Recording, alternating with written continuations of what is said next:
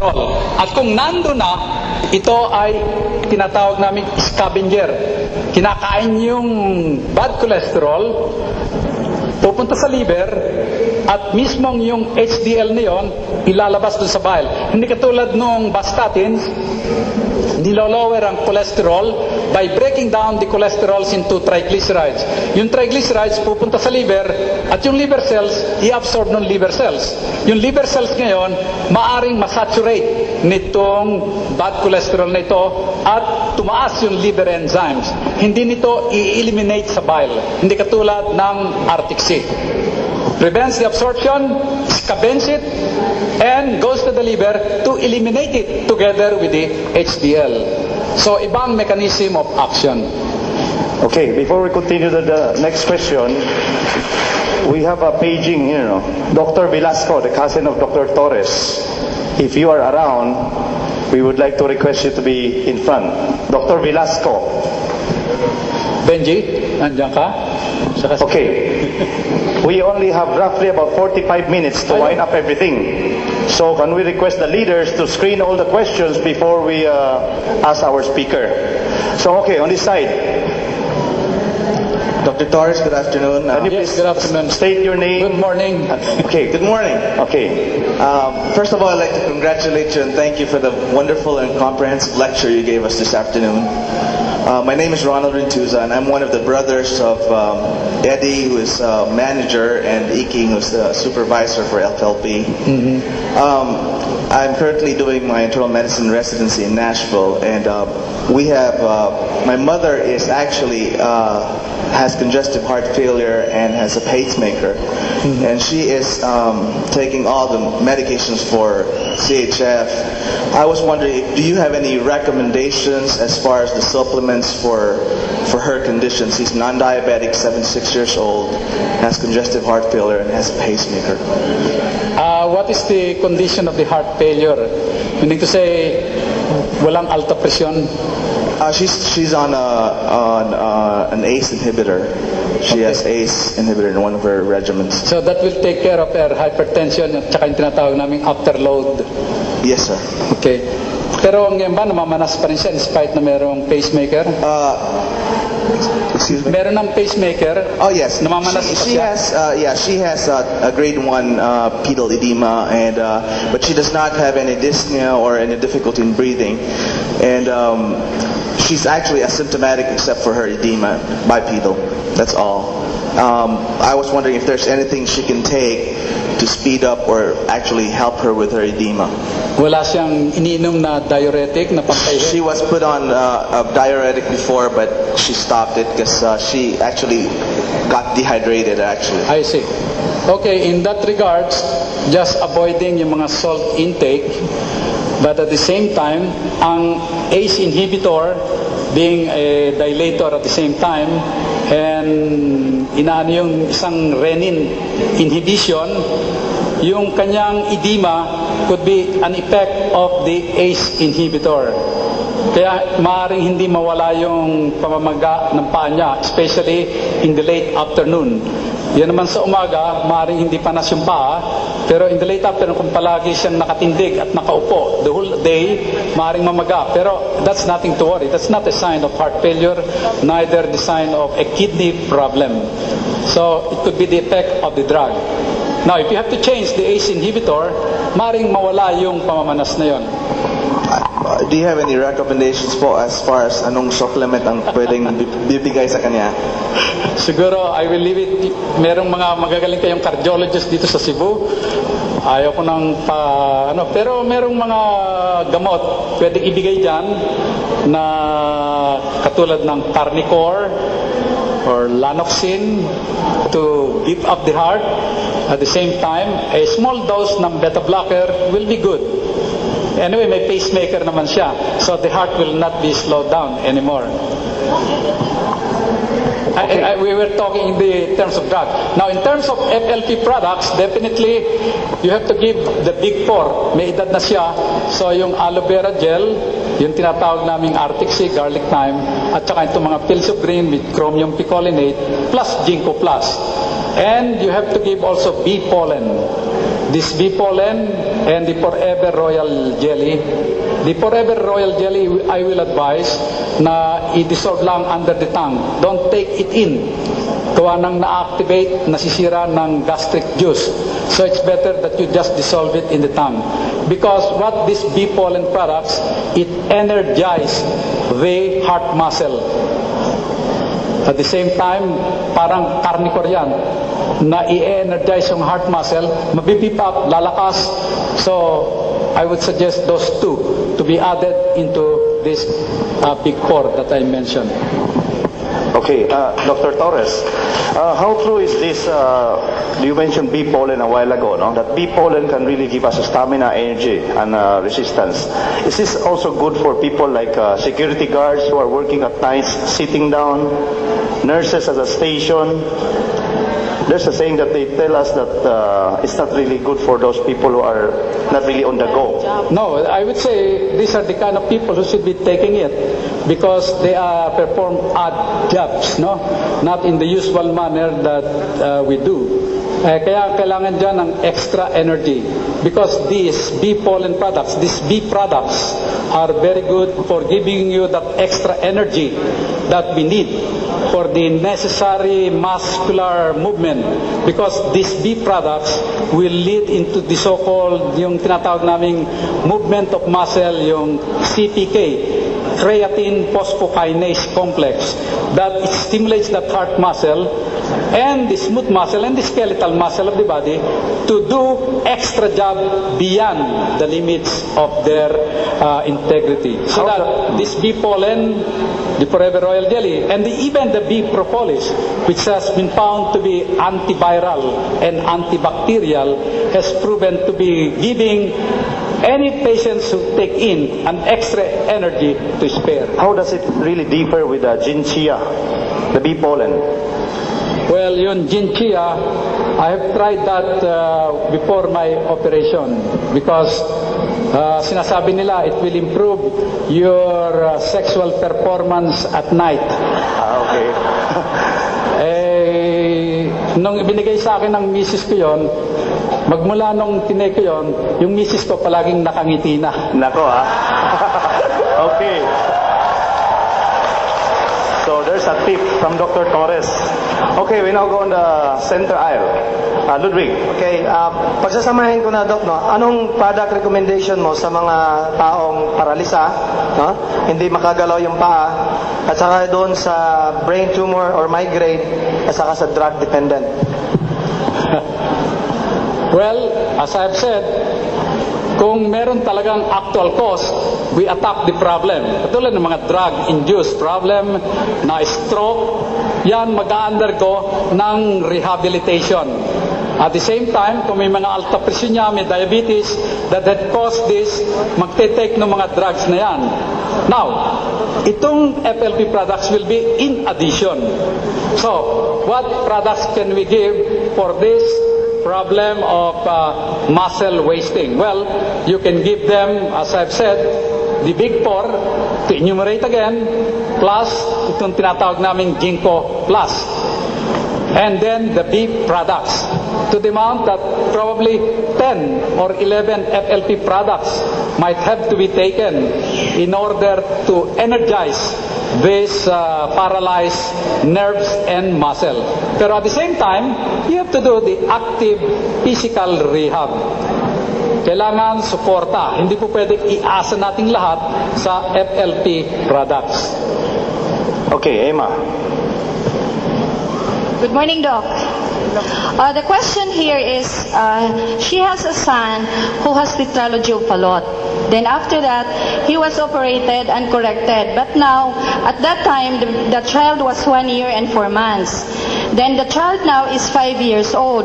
But again, the doctor told them that they have to go another operation. And they have to schedule for a balloon. no? Then he is fine, as the mother said, taking medicines for the heart.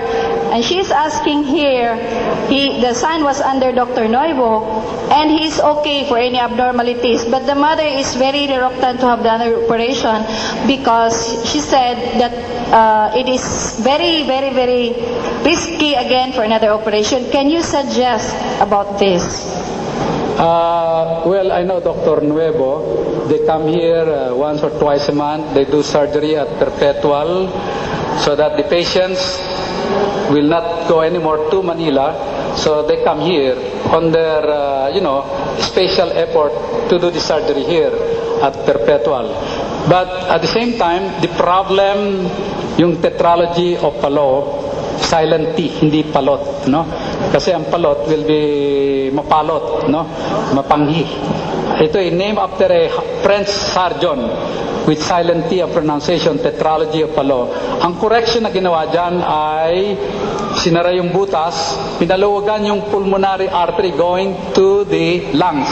Nagkaroon ngayon ng parang residual narrowing ng artery na yun. Kaya sinuggest, iba-balloon dilatation yung pulmonary artery stenosis.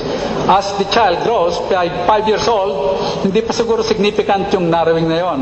Pero ang palagay ko, maaring ma-outgrow na niya yung narrowing na yun. Probably there might be no more need to have another surgery. This time, I will believe na itong Forever products will help to sustain that right ventricle. So, ang mga isasuggest ko dyang products will be this bee pollen, the Forever Royal Jelly, because it synergizes that heart muscle. And then, you have to give this aloe vera gel plus itong chromium picolinate na sinasabi ko, to stimulate that heart muscle in order to strengthen that fight against that obstruction. Doc, in connection also with this, naman ko question dari another tetralogy, no? Ventricular septal defect, ang sakit sa anak. Is there a possibility that the heart will be in normal condition later on? Never. May butas yung puso, unless na mag-close yun, pero it's impossible dream na mag-close yung butas. So that patient will need definitely heart surgery. Okay, next question, Mimi. There are two questions here about rheumatic heart disease. What are the Forever products recommended? And side question, what is the difference and advantage of garlic thyme over aspirin? Well, ngayon ang aspirin, I will answer the last question. Ang aspirin ay pinagbabawal ng ibigay sa mga to prevent stroke. Kasi ang action ng aspirin ay palagnawin yung dugo. Kung meron kayong alta presyon at hindi nyo kinokontrol yung alta presyon niyo, maaaring pumutok yung mga small aneurysm sa brain at mag-predispose kayo sa tinatawag naming hemorrhagic stroke. Tatlong klase kasi ang stroke eh. Isang hemorrhage, isa yung embolic. Ang embolic, yung blood clot nang galing sa heart, nadala sa brain, doon nagbara yung blood clot. At yung pangatlo, yung thrombotic stroke. Yung stroke mismo, yung blood clot, nandun na mismo sa brain. At doon nagbara kasi malapot yung dugo. Ngayon, yung aspirin can prevent yung thrombotic at saka embolic stroke. But will be bad for hemorrhagic stroke. Kaya nga, ang garlic thyme will be better for the 3 kinds of stroke. But at the same time, as I have said, caution, you have to bring down the blood pressure. Kasi kung hindi ninyo ibababa yung blood pressure, nagteteka nitong mga blood thinner, delikado rin. Miski garlic thyme yan, delikado rin. Kailangan ibaba ninyo yung blood pressure. At ang blood pressure has to be lowered all the time. Hindi po pwede yan. Iinom ngayon, mamayang hapon, ititigil. Kasi sabihin, normal na yung blood pressure. It cannot be like that. Ang blood pressure ng isang tao ay normal at resting period. Pero the moment na kayo ay nag-exercise, nagalit, nagkaroon ng emotional outburst, tumataas bigla yung blood pressure na yan. Kaya nga, may kukumpare natin yan sa Meralco power na up and down yung current. Sisirain natin ang ating appliances kung wala tayong voltage regulator. Kaya kung ang pasok ng kuryente up and down, masisira yung appliance. Ganyan din ang ating blood pressure. Kung ating blood pressure up and down din, sisirain yung mga organs natin. Now, how do we put in voltage regulator sa ating blood pressure? You have to take the drug continuously. Meron tayong mga drugs na good only for 4 hours. Meron mga drugs good for 8 hours. Meron mga drugs good for 24 hours. Ang effect sa katawan. Meron mga short acting. Yung mga short acting katulad ng mga Betaloc, Neoblock, yung tinatawag ninyong Calciblock, na pagka ininom ninyo after 4 hours, wala na. Tataas na naman yung blood pressure ninyo. Merong mga 8 hours na gamot na pagka ininom ninyo, good for 8 hours. So it has to be taken in the morning and in the evening. Meron namang gamot, mga mahal na lang, good for 24 hours. Pag inom ninyo sa umaga, the next dose that you will take will be the next day. Mga mahal nga lamang. So ang aking advice, if you have to be on these drugs, you have to continuously take this. Kung ang inom ninyo ay intermittent, ang blood pressure ninyo intermittent din. May danger kayong pumutok yung artery sa utak ninyo kung ang pag-take ninyo ay intermittent. So be sure, it's either you don't take the drug at all or take the drug continuously. Now, the danger of not taking the drug at all ay yung mga complications na binanggit ko. So, if ever you decide to take these medicines for control of hypertension, it should be continuously taken. Kung normal na ang blood pressure, i-take din ninyo. Kasi hindi ninyo alam yung unguarded moments. When I say unguarded moments, kailan kayo biglang magagalit? Kailan kayo biglang mapapagod? So, kung hindi kayo uminom ng gamot, bigla kayo nagalit dyan, tataas yung blood pressure ninyo. Pero kung kayo nakainom ng gamot, nagalit kayo, tataas yung blood pressure only up to a certain point. So, probability, hindi kayo ma-stroke. So, ayan ang aking advice. Kung magte-take ng mga drugs to lower down the blood pressure. Okay, Ludwig. Follow-up question, Doc, no? Kasi dito merong case of bypass surgery 7 years ago. Presently, the patient was diagnosed to have gout, arthritis. So, pinastop yung Aspelet. Ano daw ang substitute sa Aspelet sa product natin? Second is, garlic thyme.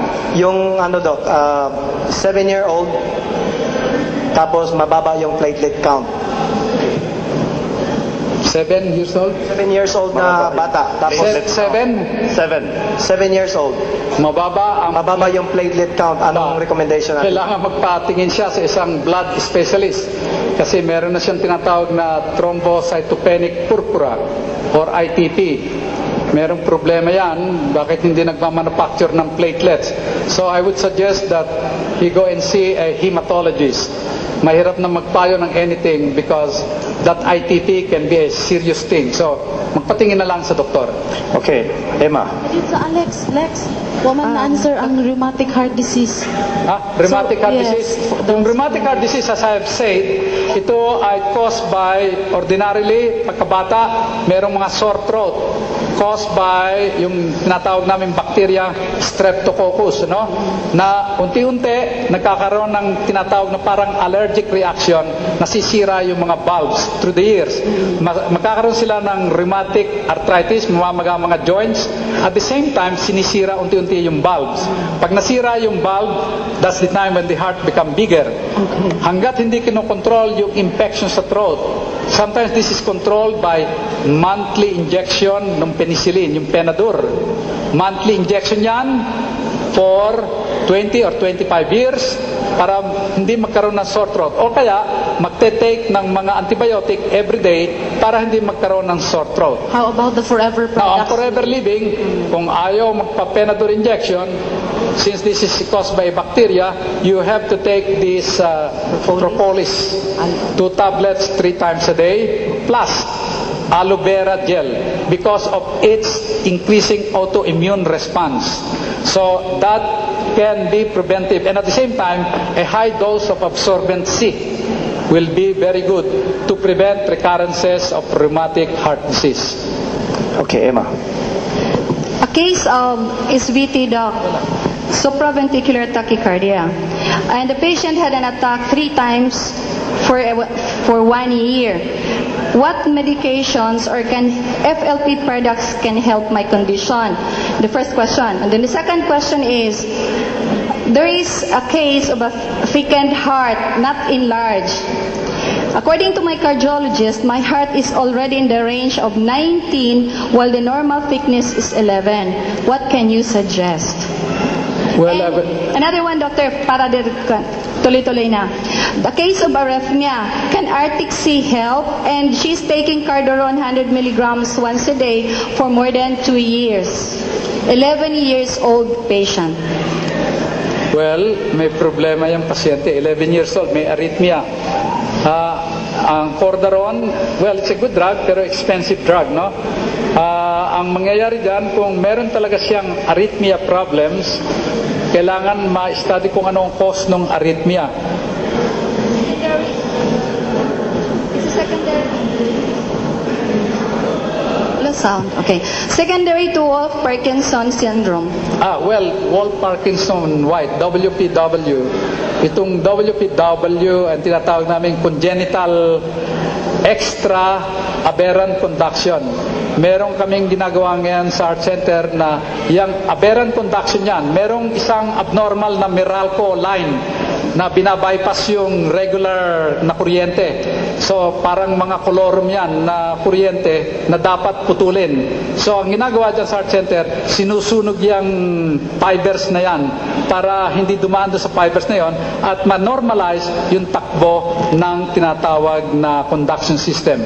So that needs an arrhythmia type of ablation therapy. Susunugin yan. So I would suggest further consultation sa Manila. Any follow-up question? Yeah. Okay. Okay. That's your daughter.